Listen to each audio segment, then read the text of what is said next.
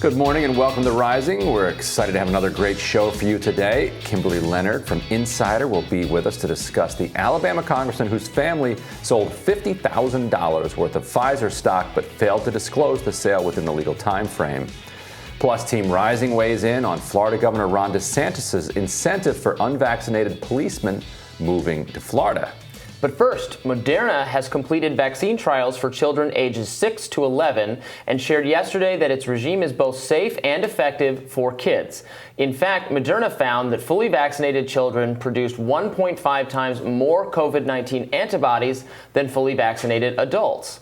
Among the 4,700 children studied in the trials, side effects were mild, the most common of which included fatigue, headache, fever, and injection site pain. This announcement comes as an FDA advisory panel is scheduled today to discuss data on Pfizer's vaccine for 5 to 11-year-olds. A recommendation is expected in the next few days.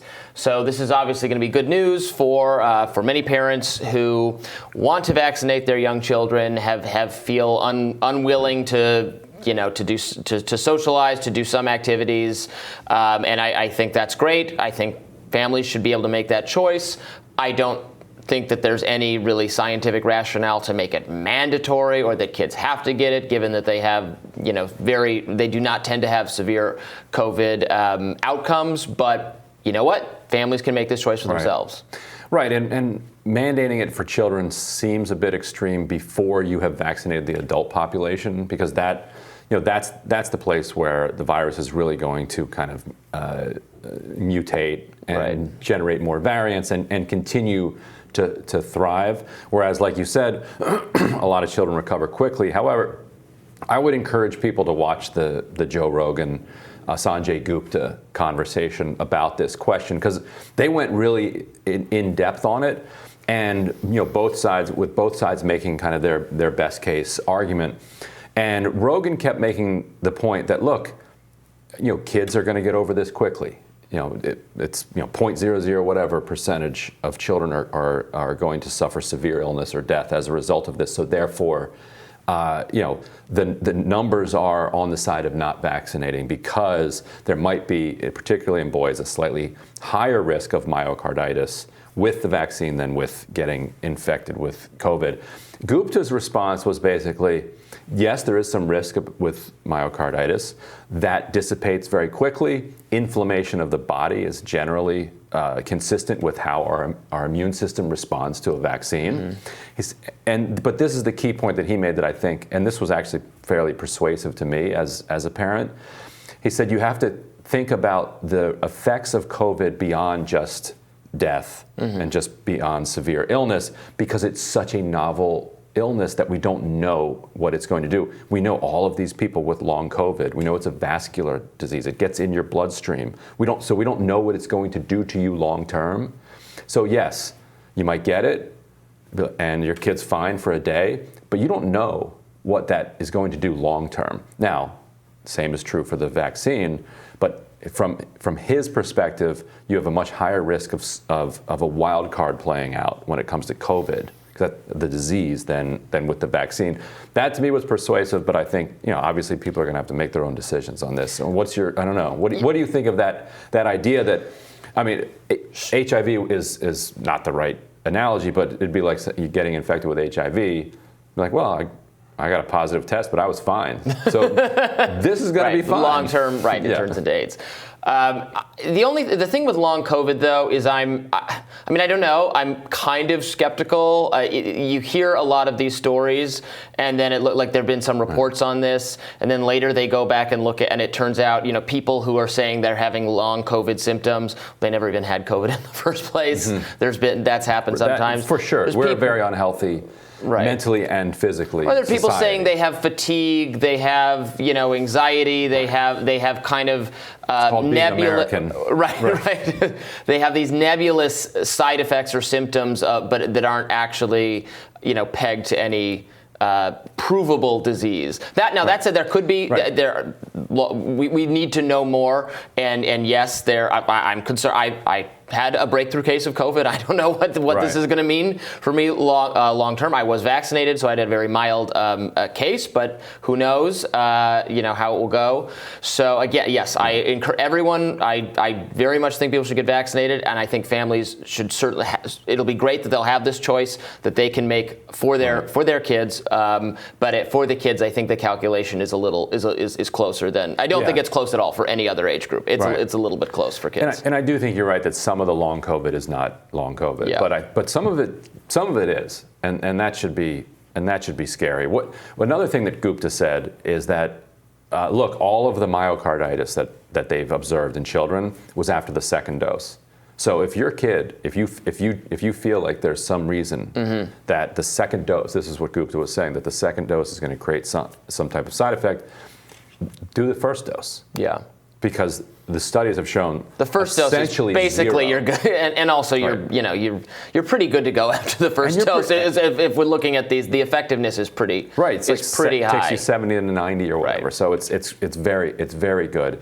And Pfizer looks like they're doing a smaller dose as well, and so maybe that would make people feel more comfortable as well. Yeah.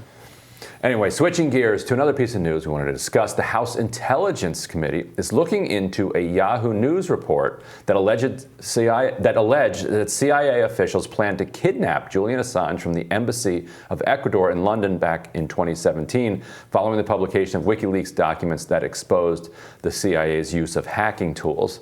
Democratic Congressman Adam Schiff confirmed that Congress is seeking information, adding that as the ranking Democrat on the intelligence panel in 2017, he was never briefed about the CIA's plans to target Assange. Now, the news of the investigation comes after the ACLU and more than 20 other human rights and press freedoms groups wrote to Attorney General Merrick Garland urging him to drop the charges against Assange.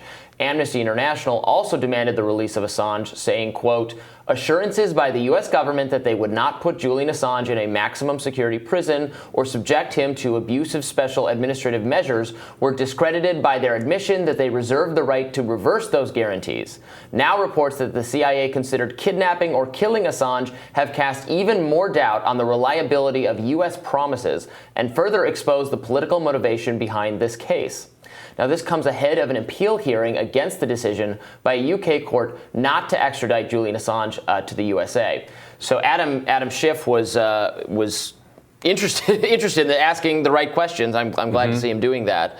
Why they were not informed of this plan. I mean, probably the CIA didn't want to admit they had made this plan because it's a really embarrassing, horrible thing to contemplate doing that they should absolutely not have contemplated. So, of course, they didn't want to tell an elected member of Congress that they were considering this.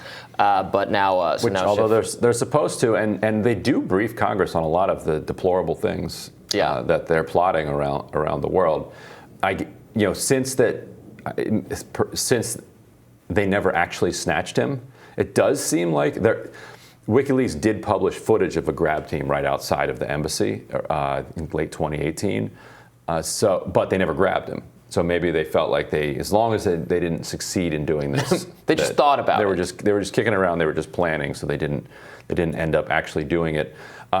His hearing, it's a 2-day hearing. The appeal hearing will be tomorrow and the day after. We'll continue to cover that. But when the media covered the U.S. assurances, and we talked about this briefly here, the U.S. made assurances. We promise we won't torture him. We won't put him in any special administrative measures. We won't put him in isolation. We won't put him in a supermax. So that's how the media reported. The U.S. media reported these assurances. When you read the actual claim that they made in the court filing, it said, unless we determine that it is appropriate. Yeah, they had their fingers crossed behind their backs. Oops. Yeah, in front of their backs even. Right.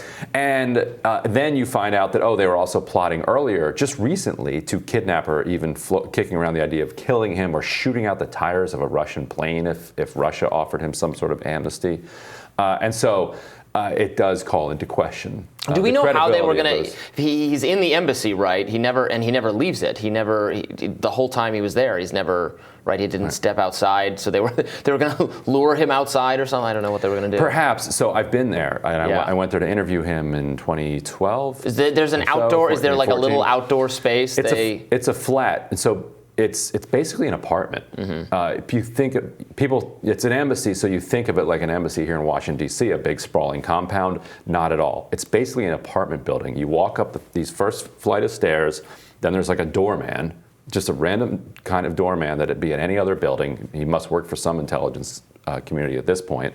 You just sign in. Right on the left there was the apartment door, and through that door, Assange's bedroom was like 4 feet across that door, and so he also had windows that looked out into an alleyway and into the front of the street. So you could have gone in any of those directions. You could have just knocked on the door. I mean, like, delivery. Here's your pizza, and boom, you're in. Then there was like a very small kind of. It wasn't even a living room, just had a little tiny table, and then 2 more rooms down the hallway and like 1 bathroom. Like that was the entire thing. And that's why one reason that people who were living there were getting frustrated, working there, because these are embassy officials who were trying to do their job in a tiny, 3-bedroom flat, and they have a dude living there. Right. And this is Ecuadorian policy, and this is the only potential they had. I felt like they should have just left and found somewhere else to work. Just give the guy the whole place. It's tiny, but the room that he actually had to live in was absolutely tiny. And he never saw the sun because he couldn't leave. He couldn't go to the dentist. He couldn't go for any health checkups for years and years and years. Really difficult situation. Better than Supermax, but certainly, but not terribly. Yeah. Interesting. Well, we'll keep following that story, and we'll tell you what's on our radars coming up next. Stay with us.